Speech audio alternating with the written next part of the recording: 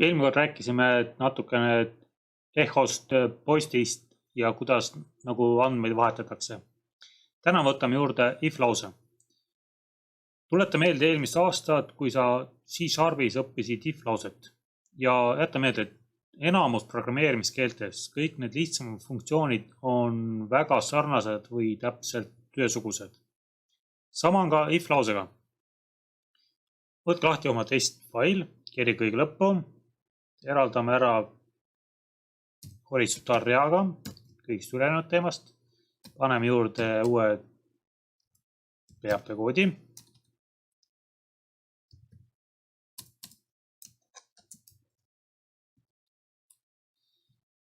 Natuke tühja rida siia. Nüüd if lause struktuur näeb välja selline, et kõigepealt if, see on tavasulud. Sulgude sees on mingi tõene väide ja tegevus, mis tehakse siis, kui see väide on tõene, läheb selle järgi loogiliste sulgude sisse. No lihtsalt kirjutada, mida ta võiks teha, aga lihtsalt hetkel kirjutan, et ta väljastab meile lihtsalt ühe lause, et tõene väärtus.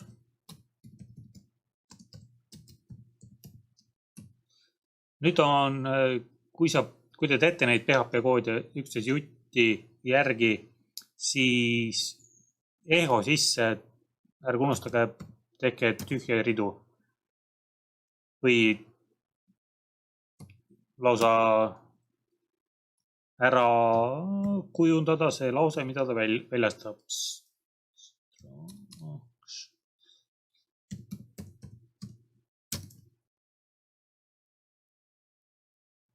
Eho sisse võite panna igasugust HTML koodi, mida teil vaja on.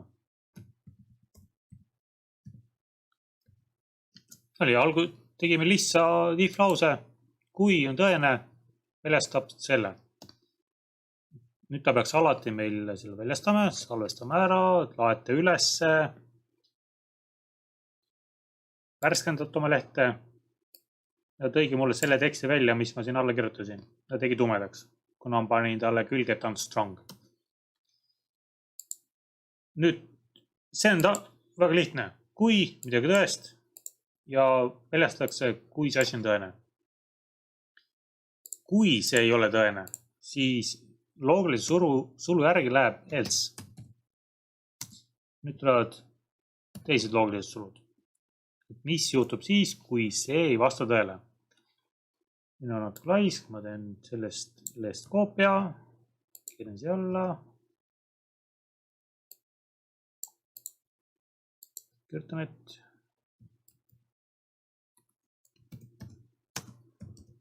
ei olnud tõene väärtus. Salvestan ja muudan ära ka siia, et on false.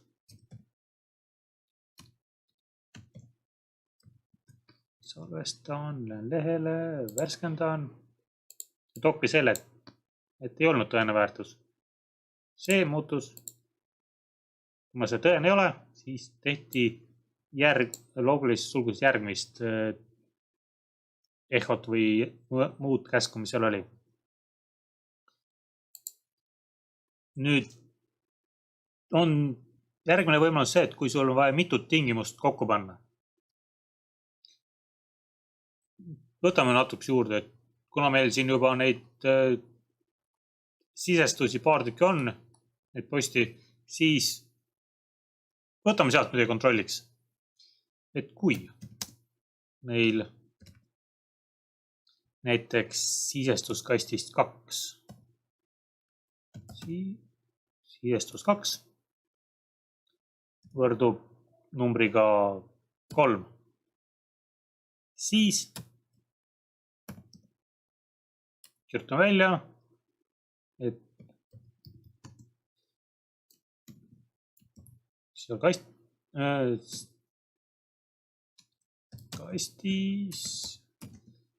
2 sisestati number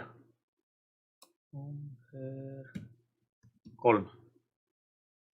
See läks natuke jutumeetrist välja, parandame kohe ära, ei ole üldse probleemi. salvestame. Läheme lehele, korra värskendame. Kirjutan siia näiteks number 1. Vajutan, midagi ei juhtunud. Kirjutan number 3. Vajutan, ikka midagi juhtunud. Vaatame koodi, midagi on valesti. Üks trükiviga. Siin näha, et üks trükiviga rikub kõik ülejäänud koodi ära. Meil on siin nurk kinni panemata. Paneme nurga kinni, salvestame. Kirjutan siia number 3 nüüd. Vajutame. Toodigi, et kasti 3, siiast sai number 3. Paneme siia tühja rea ette, et oleks kõik uuel real. Siin tühjaks selle, kirjutame 3. Uuel tühja real. Nüüd on see, et paneme sealt LC, mis juhtub siis, kui seal on midagi muud. Ja kui ka kontrollida mingi tingimusega, mis seal nagu näiteks on, siis selleks on else if. Vastusel juhul kui. Vaatan, et mingid muu numbrid seal. Siiestus 2 on näiteks võrdne 100-ga. Järgmise jälle loogiliselt sulguda sisse, mis ta siis teeb. Paneme asjad, teeme copy paste. Number 100. Salvestame. Teeme tühjaks. Paneme 3. Ühte 3. 100. 100. Kirjutame midagi muud. Näitame. Siis jääb ikka see, et tõesti 100.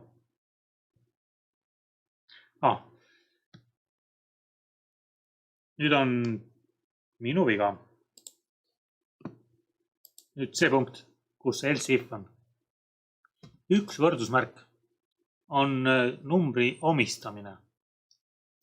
2 võrdusmärki võrdleb 2 numbrit. Siin me lihtsalt andsime tuua väärtuse sellele muutule. Proovime jälle, teeme tühjaks, kirjutame 3, töötab, kirjutame 100, töötab, kirjutame midagi muud, vaatame ja kaotus alumine ära, kirjutame mingi teksti asemele, vaatame, ei olnudki. Et hetkel kontrollis, kas on 3, kas on 100. Nüüd, kui need mõlemad ei vasta tõele, siis nagu kolmas variant on, et sa elsiga ütled, et mis juhtub siis, kui mitte kumbki neist ei vasta tõele. Vaatame, kastis 2 on lihtsalt mingi tekst. Salvestame, muudame. Nüüd kas 2 on lihtsalt mingi tekst või on tühi koht või ei ole see number, mida me ootasime. See on tavaline if lause. Siin on alguses lihtsalt üks tingimus tõene vastab ühte või teist. See versioon on, kui on alguses üks tingimus, pärast kontrollid teist tingimust. Neid else if'e võid sa panna üksteise jutti nii mitu tükki. Nüüd, kui sa tahad ühte võrrelda 2 tingimust kokku panna, näiteks kui see sisestus on väiksem 3-st ja suurem 0-st, siis 2 vahepeale paned 2 märki ja ütled talle, et siis 2 on suurem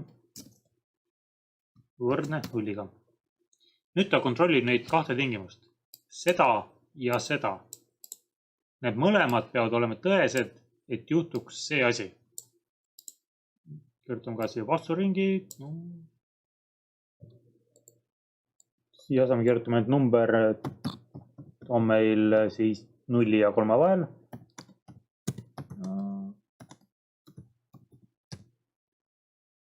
Mitte 3 ja 3, aga 0 ja 3 vahel. Salvestame.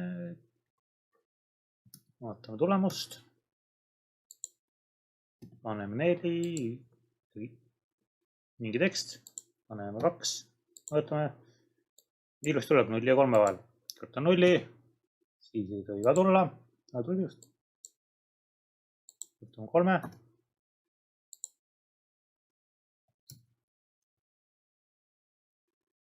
Jah, väiksem kui 3 on olemas ja suurem võrdne 0-ga.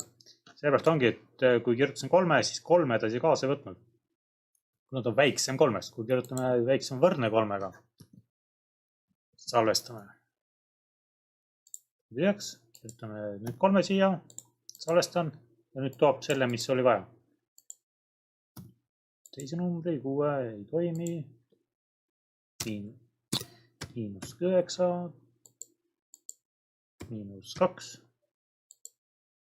Ja nii ongi. Et siia sisse saad panna mitut tingimust korraga. Nüüd ma siia kommentaarisse kirjutan natuke juurde pikema teksti.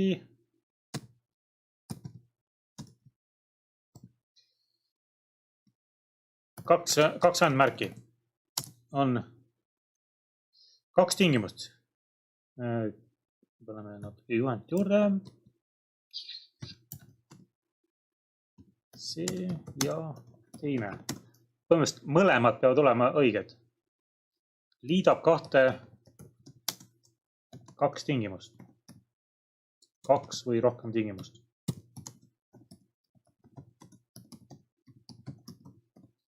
Just neid võib panna üksteise jutti, need kas on see või kas on teine või on midagi muud. Neid tingimusi võib panna nii palju, kui endal süda heaks arvab. See on 2 andmärki, liidab 2 tükki kokku. Mõlemad, kõik need peavad olema tõesed, siis on see kogu summa tõene. Nüüd selline 2 märki. Mina saan kätte alt-R ja nurgamärgid klaviatuuri vasakust nurgas. See on või-märk.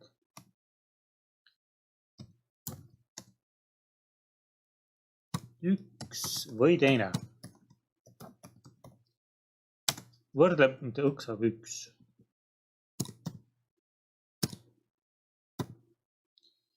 Kas üks tingimus on tõene või teine tingimus on tõene, siis muutub kogu sulg tõeseks. Kas see või see on tõene? Just paneme näiteks siia, muudan ära võiks, väiksem 3 või suurem näiteks 200. Salvestan, teen tühjaks, kirjutan siia 2, on see asi tõene, kirjutan 4, kui muu tekst, kirjutan mingi numbri suurem kui 200.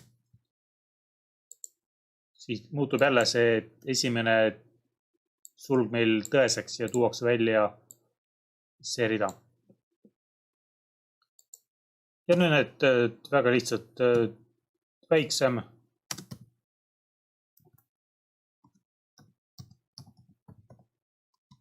Ma olen eraldi kirjutanud väiksem võrdne,